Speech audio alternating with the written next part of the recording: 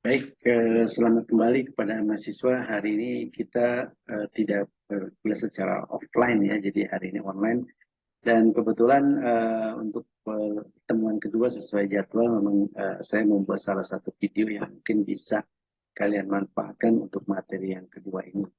Jadi sebelumnya saya akan sharing dulu ya untuk PPT-nya. Oke, baik. Jadi untuk ke materi kemarin kita sudah membahas bagaimana proses ekspor itu sendiri ya. Proses ekspor sendiri mungkin kita sudah bahas di kemarin itu bahwa mulai dari kita mendapatkan order sampai setelah mendapatkan order realisasinya bagaimana sih ya. Kita segera mengirimkan barang. Mengirimkan barang nanti kita menghubungi perusahaan kurir atau perusahaan kargo atau perusahaan pengiriman baik udara atau laut. Nanti setelah itu kita mendapatkan schedule dari mereka. Dan setelah mendapatkan schedule, kita segera mengirimkan barang, ya tentunya setelah melalui proses pabean dulu ya. Dengan mengajukan PEB atau pemberitahuan ekspor barang, dan NP melalui sistem EDI. Nanti setelah mendapatkan NPE dan PEB, maka barang kita siapkan untuk berangkat. Dan setelah itu jangan lupa kita segera mengirimkan dokumen untuk diterima oleh buyer karena nanti sebagai dokumen untuk pengambilan barang mereka ya di negara mereka. Jadi jangan sampai bahwa setelah barang datang kita belum kirim dokumen, nanti mereka problem untuk pengurusan dokumennya. Nah ini mungkin sekilas saja mengenai bagaimana proses ekspor dan untuk teorinya kita sudah bahas di pertama bagaimana sih apa pentingnya ekspor. Mungkin ini kita langsung skip aja. Juga ada beberapa manfaat ekspor dan ada juga beberapa pengelompokan barang ekspor. Jadi untuk pengelompokan barang ekspor ini kan kita tahu ada yang barang bebas ekspor, barang yang dibatasi, dan barang yang dilarang. Untuk yang bebas ekspor berarti tidak ada ketentuan khusus ya. Kita bisa mengekspor tanpa ada perizinan khusus. Ya. Biasanya itu barang-barang tekstil atau barang-barang lainnya ya, barang-barang seperti keperluan rumah tangga ya. Itu rata-rata tidak ada peraturan tertentu. Dan yang kedua adalah barang yang dibatasi ekspornya. Nah, ini baru harus mempunyai ketentuan. Ya, contohnya kebanyakan ini barang-barang pertanian, seperti mungkin hasil rotan, kopi, maka harus ada ET kopi.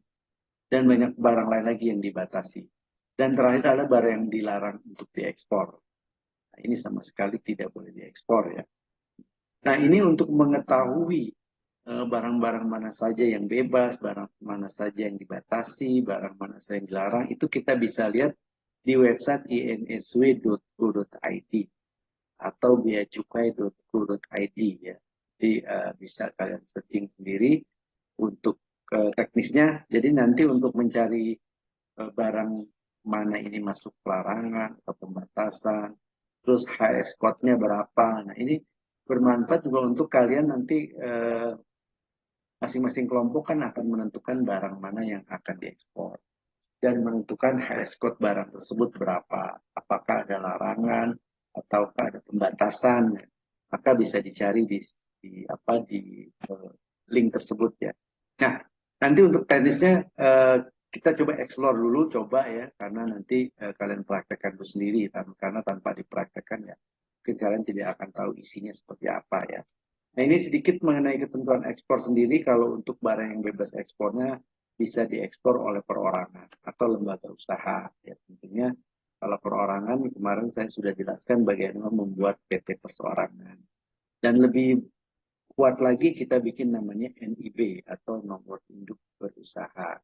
Nah, ini pun pembuatannya gratis ya, free ya. Jadi yang penting kalian bisa mengisinya sesuai dengan yang diminta dalam website ya. Ada linknya adalah oss.go.id, oss.go.id. Nanti coba di searching dulu ya untuk ininya. Ya, ini untuk barang dibatasi. Kalau dibatasi ini berarti ketentuannya khusus ya. Boleh diekspor tapi harus melalui beberapa ketentuan, melalui beberapa persyaratan.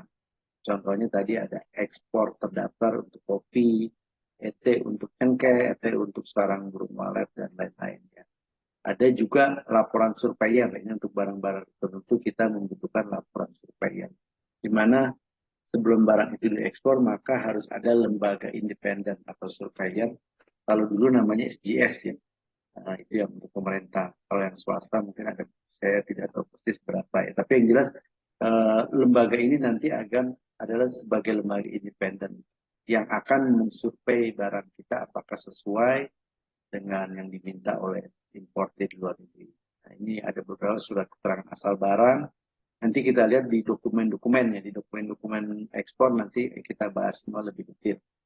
Nah, untuk ke persyaratan ini tadi bisa dilihat di inatred.kemendak.go.id yang berhubungan dengan ini tadi ekspor terdaftar, PE, prosedur ekspor, dan lain-lain kita bisa lihat linknya di ini ya, inatred.kemendak.go.id. Nah ini saya skip aja ya untuk bahan pertimbangan kenapa barang itu diatur, kenapa barang itu dilarang, nanti bisa rekan-rekan mahasiswa baca-baca sendiri. Nah saya langsung mungkin lebih fokus ke sales kontrak, bahwa tadi diterangkan bahwa sebelum kita memulai ekspor tentu kita butuh sales kontrak dulu, butuh perjanjian dulu atau butuh PO dulu ya dari si importer, supaya kita kuat ya, bahwa dia memang mau order melalui kita dan mau membayar sesuai dengan PO atau sesuai dengan sales kontrak yang telah disepakati. Nah, prosesnya sendiri sebetulnya ada beberapa, nanti kita di bawah. Tapi ada beberapa jenis yang kita harus ketahui. Ada beberapa jenis sales kontrak atau model ya, model yang sejenis dengan sales kontrak. Ada distribution agreement, jadi perjanjian distribusi.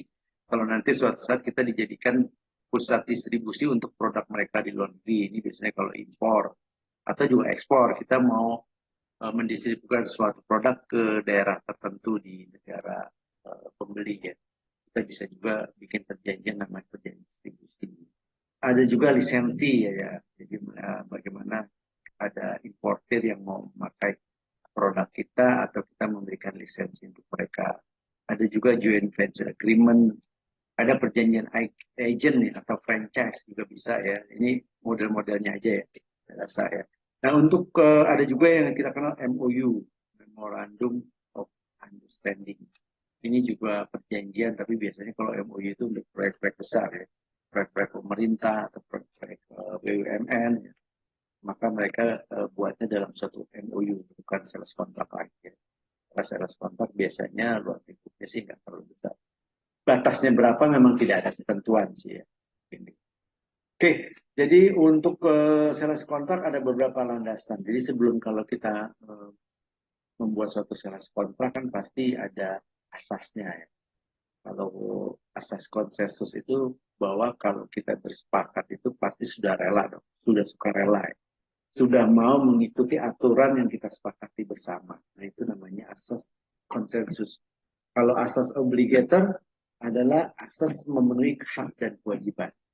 Contohnya kalau saya eksportir, hak saya sebagai eksportir apa sih? Tentu hak saya adalah menerima pembayaran. Kewajiban apa? Kewajiban saya tentu harus mengirim barang tepat waktu. Begitu juga sebaliknya. Untuk importir tentu mereka mempunyai hak. Hak mereka adalah menerima barang tepat waktu sesuai yang disepakati. Kewajibannya tentu mereka harus membayar juga tepat waktu sesuai dengan jenis pembayaran yang telah disepakati bersama. Dan yang terakhir ada asas penalti. Jadi asas penalti ini untuk supaya masing-masing pihak punya diikat bahwa masing-masing memang harus memenuhi ketentuan berlaku. Bagaimana kalau melanggar? Itu kan kita harus bikin suatu kesepakatan penalti ya atau sanksi ya dalam bentuk sanksi. Jadi contohnya kalau si pembeli ternyata bayar telat, ya, pembayarannya harus seminggu atau 2 minggu, ya itu kan harus kita berikan sanksi. Misalkan kita kasih penalti sebesar sekian persen dari pembayaran. Atau kebalikannya si pembeli, kalau kamu kirimnya telat gimana? Sanksinya apa? Kan kita bisa sepakati bersama. Oke, kalau saya telat pembayaran dikurangin deh, atau saya dikenakan penalti berapa persen. Nah, itu kan namanya asas penalti ya, agar kita masing-masing punya kewajiban bisa dipenuhi ya. Mungkin itu sedikit mengenai sales kontrak landasannya. Nah, untuk aktivitasnya kita kan bisa lihat ya, bahwa sebelum terjadi sales kontrak tentu ada proses yang namanya namanya promosi. Dari promosi ini kita menawarkan suatu produk kepada konsumen atau calon buyer yang sudah. Nanti kan setelah promosi mereka tahu apa produk kita, tentu kalau mereka tertarik mereka akan buat suatu inquiry atau permintaan. Oh iya, saya tertarik dengan produk Anda nih, bisa nggak Anda kirimkan contoh, bisa nggak Anda kirimkan harganya, ya. Bisa nggak Anda kirimkan brosur dan lain-lain. Dari inquiry inilah maka kita jawab inquiry mereka dengan offer sheet. Oh iya, saya kirimkan sesuai permintaan Anda. Ini harganya, ini contohnya, ini brosurnya, dan lain-lain. Nah, terus cara pembayarannya bagaimana? Nah, ini nanti dibahas dalam offer sheet lebih dalam. Nah, kalau mereka sudah order, tentu juga permintaannya, kondisinya lebih banyak. Oh iya, saya order sekian, pembayarannya ke sini, kirimnya ke mana, ya, dan lain-lain. Nanti kita bahas di bagaimana isi sales contract ini. Nah, kalau sudah bersepakat, tentu kita bisa juga buatkan dalam status sales contract, yang dimana kita tanda tangani berdua, maka jadilah sales confirmation. Nah, ini adalah tahapan yang dilalui untuk mendapatkan sales contract atau untuk terjadinya kesepakatan dalam sales contract. Ya. Oke, baik. Untuk ini di bawahnya ada beberapa contoh ya yang bisa saya berikan. Nanti kalian bisa lihat-lihat contoh promotion letter, contoh inquiry seperti apa ya, contoh offer sheet. Ini hanya contoh aja ya, tidak baku ya, dalam artian dalam prakteknya nanti berbeda-beda ya untuk teknisnya. Nah, ini adalah saya bikin summary dalam suatu sales contract tadi ya. Kalau sales contract itu masih inquiry, tentu nggak banyak dibahas ini. Hanya kalau mereka butuh barang dari kita, tentu yang dibahas barangnya apa, speknya bagaimana, ya, ini ada di description. Kualitasnya, bahannya, warnanya, ini semua ada di description. Dan ada quality dan price term ya. Quality-nya seperti apa sih, harganya berapa ya. Terus kalau saya oke, kapan dikirimnya, berapa lama. Nah, ini ada di inquiry. Nah, setelah itu kita jawab dengan offer sheet. Nah, di offer sheet ini lebih banyak lagi poin-poin yang kita tambahkan. Selain tadi yang 1-3, kita tambahkan juga delivery time-nya. Oke, saya akan kirim minggu depan. Shipment-nya by air atau by sea, udara atau laut. Misalkan, atau dengan kurir. Ini terjadi pada nomor 4. Terus pembayarannya juga bagaimana? Term of payment, apakah cash ataukah COD ataukah dengan LC? Ya, ini macam-macam. Nanti kita bahas mengenai term of payment ya di pertemuan selanjutnya ya. Terus validity time, nah harga saya ini berlakunya sampai berapa lama? Ya, tentu kan kalau saya menawarkan harga, belinya pembeli tahun depan kan bisa ada perubahan ya. Jadi kita kasih validity time. Jadi harga kami ini berlaku cuma 1 bulan ya, atau 2 bulan. Selebihnya bisa ada perubahan karena ada perubahan kurs atau perubahan situasi ekonomi dan lain-lainnya. Dan juga kita tambahkan sampelnya, brosurnya seperti yang kita. Nah, untuk meningkatkan lagi, misalkan mereka sudah, oke, saya mau order barang milik you, maka pasti ada tambahan permintaan dari mereka. Tambahan ini selain 1 dan poin 7 bisa ditambah dengan packing and marking. Tolong dong packingnya menggunakan ini, kemasannya dikasih kode ini, dikasih tanda ini, macam-macam. Itu masuk dalam packing and marking. Kalau shipment term berarti bagaimana sih? Kirimnya bisa nggak full order ya. Misalkan kalau saya kirim 1000 unit, bisa nggak tolong 1000 unit? Atau kirim 500 dulu misalkan. Nah, ini namanya parsial. Tapi kalau full berarti saya minta kirimnya full ya, jangan parsial. Ya. Flight barrier ini bendera kapalnya apa, vesselnya apa ya, usia kapal. Biasanya kalau vessel age ini ada beberapa negara tertentu yang menginginkan usia kapal itu harus berapa tahun nih misalkan. Oh, boleh kamu kirim barang tapi tolong kapalnya yang usianya 10 tahun ke bawah. Tolong pesawatnya yang usia 10 tahun ke bawah. Ini ada persyaratan untuk pengiriman supaya dia aman. Karena ada beberapa negara tertentu yang mungkin kondisi situasinya atau negara yang lautannya ombaknya besar atau cuacanya yang membutuhkan pesawat yang terbaru atau pesawat yang usia sekian yang lebih aman. Itu bisa juga dicantumkan seperti ini. Shipping dokumen berarti dokumen apa yang diperlukan. Ada PL, ada invoice, ada packing list, dan lain-lain. Nah, setelah itu dibahas lagi dalam sales kontrak, maka lebih dalam lagi. Jadi ada tambahan lagi selain shipping dokumen adalah inspection clause. Apakah perlu diinspeksi barang tersebut? Nanti kalau mau kirim, saya mau barang tersebut diinspeksi. Si buyer minta seperti itu, ya maka kita inspeksi. Kita mengundang lembaga inspeksi untuk inspeksi barang kita. Tujuannya supaya mereka aman. Oh, saya tahu kamu kirimnya benar, jumlahnya benar, speknya sesuai. Nah, maka lembaga inspeksi inilah yang akan memastikan ke importir. Dan terakhir ada force major. Force major ini biasanya dalam suatu transaksi pengiriman barang, ekspor impor, tentu ada beberapa force major yang kita alami. Misalkan kejadian yang tidak bisa kita hindari, bencana alam, ombak besar, atau lain-lain yang menyebabkan kapal itu jatuh, kapal itu karam, atau kapal itu terbakar. Kita sebagai eksportir kan sudah mengirim barang sesuai dengan spek yang diminta, tiba-tiba kapalnya tenggelam atau kapalnya kena ombak, itu kan bukan kuasa kita lagi. Maka dibuatlah force majeure supaya mereka si importer juga tidak menuntut ya, karena memang di luar kondisi kita selesaikan secara kekeluargaan atau secara apa yang kita sepakati bersama. Ya. Oke, baik. Jadi ini yang terakhir ada soal soal untuk kalian bisa isi. Jadi saya sudah berikan link ya untuk mendownload sales kontrak. Sebenarnya sales kontrak ini ya memang kalau kalian mau buat sendiri, format sendiri pun bisa ya. Tapi untuk menyeragamkan saya bikin format dari ICC. Jadi kan mungkin ada beberapa eksportir yang, aduh saya mau bikin sales kontrak nggak ngerti nih, nggak paham, atau pasal-pasalnya seperti apa, atau kita mau nyewa sales penyewa notaris, kan harus makan biaya lagi. Tapi dengan ambil standar ICC, maka kita ini sudah standar ICC ini sudah ada pasal-pasalnya, sudah ada ketentuannya, dan ini memang berlaku secara internasional. Jadi kita bisa gunakan bentuk sales kontrak ini sebagai transaksi, ya, karena memang sudah dipakai secara internasional. Daripada kita bingung untuk buat ininya pasal-pasalnya.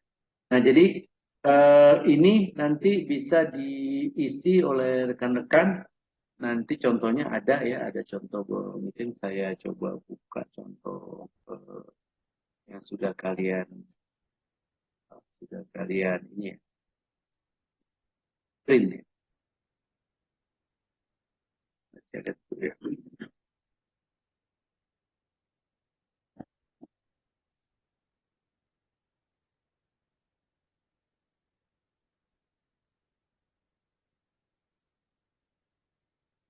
Nah, ini sebenarnya sudah saya isi sedikit ada beberapa tapi isinya belum penuh ya. Ini hanya untuk gambaran aja buat rekan-rekan untuk isi.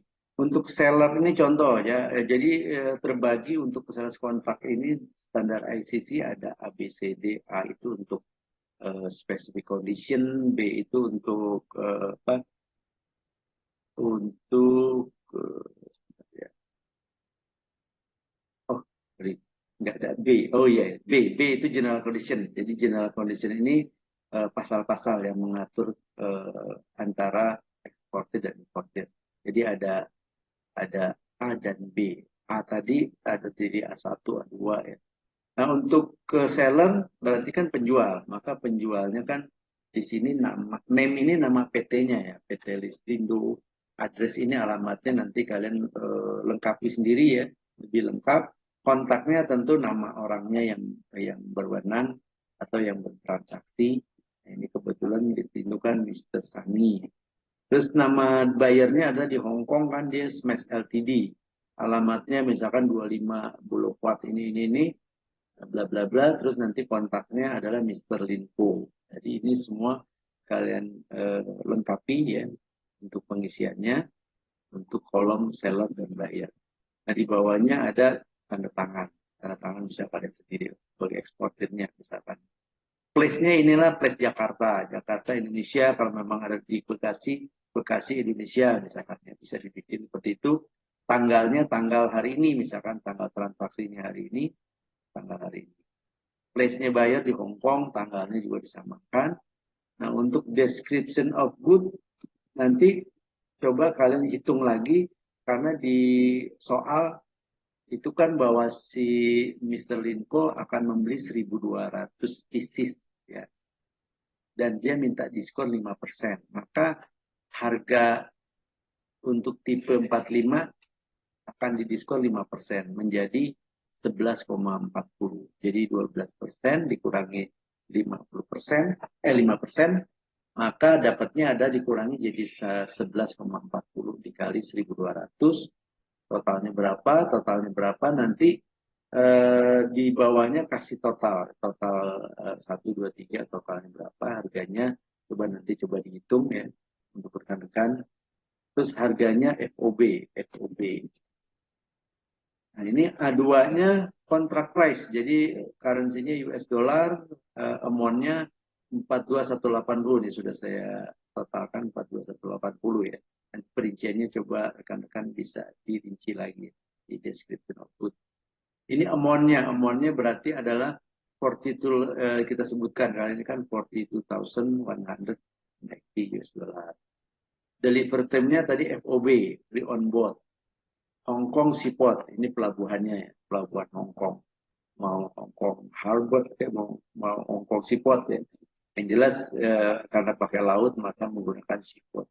Ini ada delivery time untuk kalau ada ketentuan lain yang kita sepakati bersama.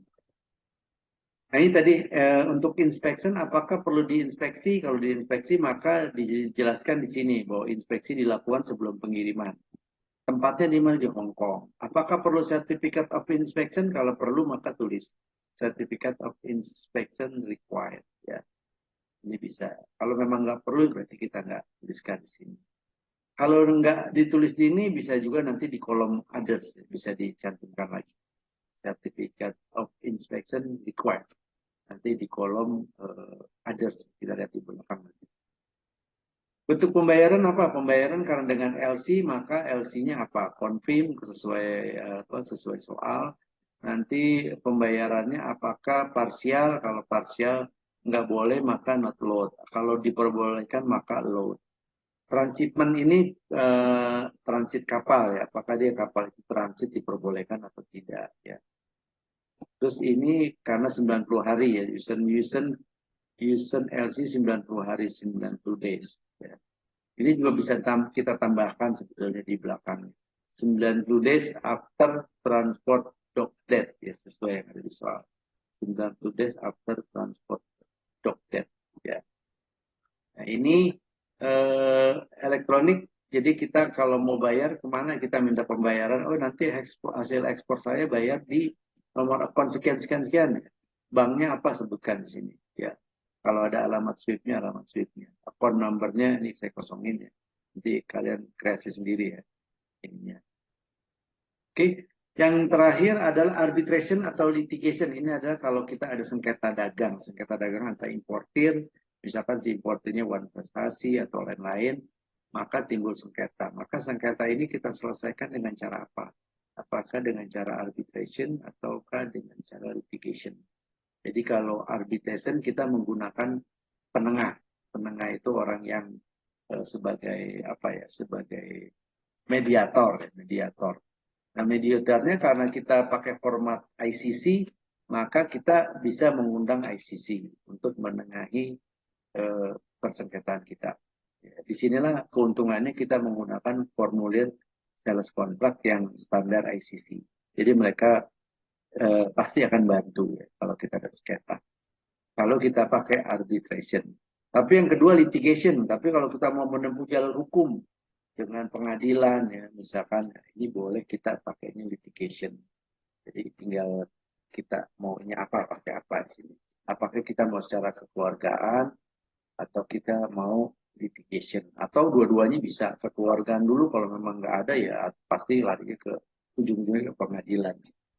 Pengadilan ini pun bisa ditentukan pengadilan di negara buyer apa di negara seller atau juga di luar negara keduanya yang lebih netral. Itu bisa juga ditentukan dalam kesepakatan. Nah ini tadi yang terakhir ada others. Others ini nanti kan ada di sini ada minta invoice, ya, ada minta certificate of origin, ada packing list, ya, ada other declaration. Nah, ini semua adalah ketentuan mengenai dokumen-dokumen yang diperlukan, ya, yang sudah standar ya diminta dalam sales kontrak. Nah, di luar itu nanti masukkan di sini other condition. Ya, di soal itu kan ada di apa, di halaman terakhir kan ada dokumen yang diperlukan. Invoice dalam rangkap 3, BL dalam rangkap 3, ya. Nah, itu ada ya ketentuannya, itu harus kita masukkan di other condition. Jadi apa yang menjadi apa keinginan kita untuk misalkan kita mau butuh apa lagi nih, butuh, oh saya butuh eh, apa, kontainernya harus yang model sekian, atau mobilnya harus atau packagingnya di luar kemasannya harus menggunakan ini. Jadi ini tuangan dalam others yang tidak tercover di atas, kita masukkan dalam others. Nah, itu ya. Saya kira itu sedikit singkat mengenai teknisnya untuk pengisian, ya. Nanti coba rekan-rekan mahasiswa dicoba dulu untuk ngisinya.